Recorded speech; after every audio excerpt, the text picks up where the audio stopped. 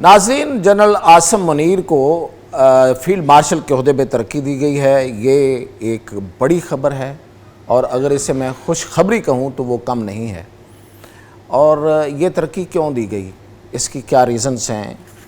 کیا یہ صرف ایک ستائش ہے یا اس کے پیچھے کچھ اسٹریٹجک ریزن بھی ہے؟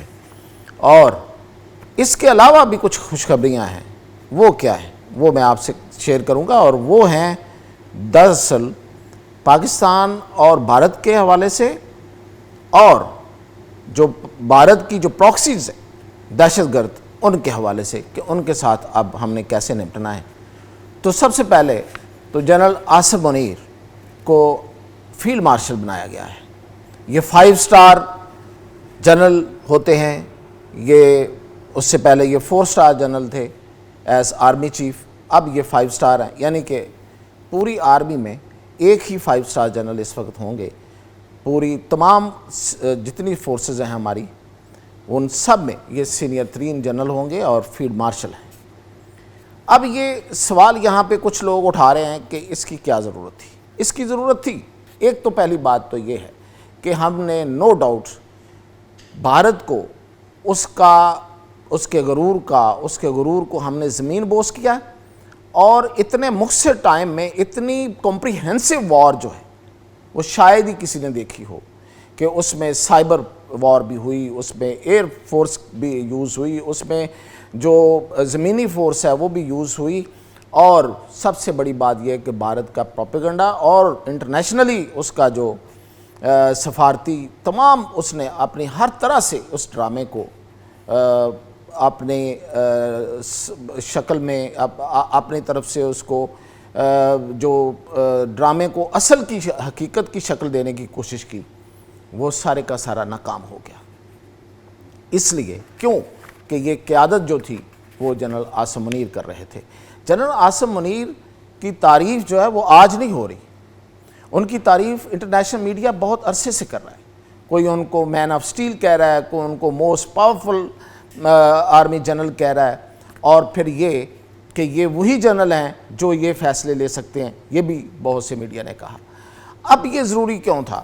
عساکر کی جو تاریخ ہے، یعنی کہ فوجوں کی جو تاریخ ہے اور جو جنگوں کی تاریخ ہے، وہ ہمیں یہ بتاتی ہے کہ جب آپ کوئی جنگ جیتتے ہیں تو اس وقت آپ اپنے شہداء اور اپنے غازیوں کو سراہتے ہیں، ان کو تحسین دیتے ہیں، ان کو خراج پیش کرتے ہیں، کیونکہ وہ قوم کے ماتھے کا جومر ہوتے ہیں۔ جو شہید ہو گئے انہوں نے اپنی جان دے کے گواہی دے دی کہ میں اس ملک کے لیے، اس کاز کے لیے میں لڑا، اور یہ کاز بہت بڑا ہے۔ اور جو زندہ ہیں، جو غازی ہیں، انہوں نے اس جنگ کو جیتا اور وہ خود موجود ہیں، تو ان کی تحسین بھی اسی طرح بنتی ہے۔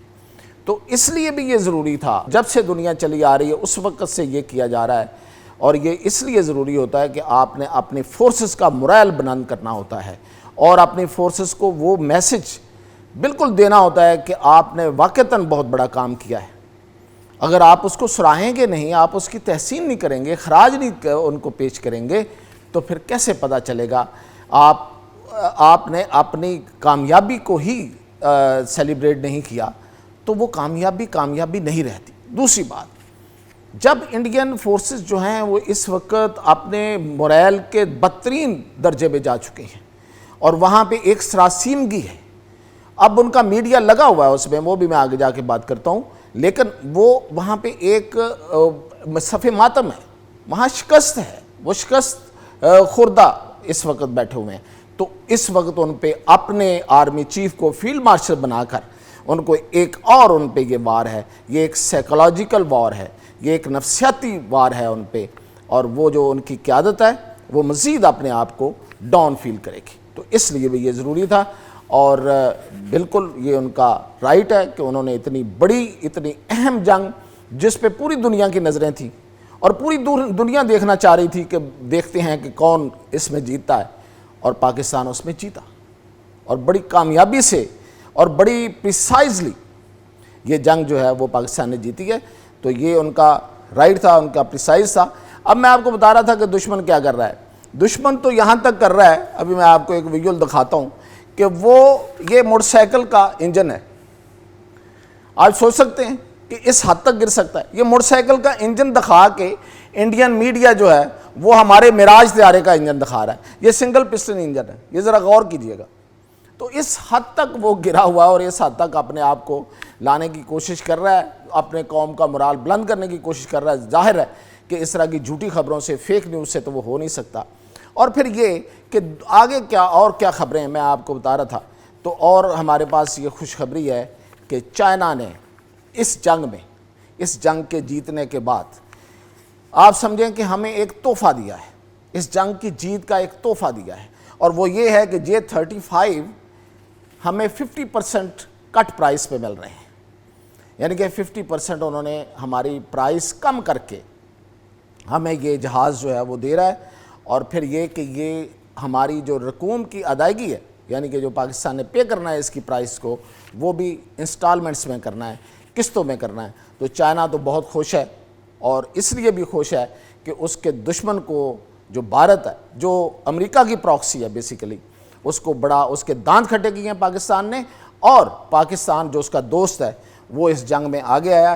اس کے علاوہ جو میں آپ کو خبر دینا چاہ رہا تھا وہ یہ ہے کہ پاکستان اب اس محاذ کے بعد, مشرقی محاذ کے بعد مغربی محاذ پہ بہت زیادہ فوکس ہے. اور یہ جو بھارت کی دوسری پراکسیز ہیں, BLA ہے اور یہ TTP ہے, ان سے نمٹنے کے لیے پاکستان نے چائنا سے UAV یعنی کہ ڈرون, یہ بڑا جدید ڈرون ہیں, یہ لیے ہیں. یہ ان میں سے ایک یہ ونگ لونگ 10 ہے اور دوسرا رینبو 5 ہے. ان کی خصوصیات اس قدر اہم ہیں کہ بھارت بے شک ان کو کوارڈ ہیلی کاپٹر دے, TTP والوں کو جو ان سے چل بھی نہیں پاتے, یا ان کو کوئی بھی اسلحہ دے, وہ اب ان ڈرونز کا مقابلہ نہیں کر سکتے. یہ ڈرونز جو ہیں یہ 20 سے 60 گھنٹے 20 گھنٹے سے لگ کے 60 گھنٹے تک یہ فضا میں بغیر کسی وقفے کے اڑ سکتے ہیں, اور اوپر والی فلائٹ میں رہتے ہیں. یہ نظر نہیں آتے, آواز ان کی نہیں ہے, یہ ساؤنڈ لیس ہے, کسی کو پتہ نہیں چلتا کہ اوپر ڈرون کھڑا ہے. اور اس میں بڑے جدید میزائل نصب ہوتے ہیں, اور یہ AI انٹیگریٹڈ ہے.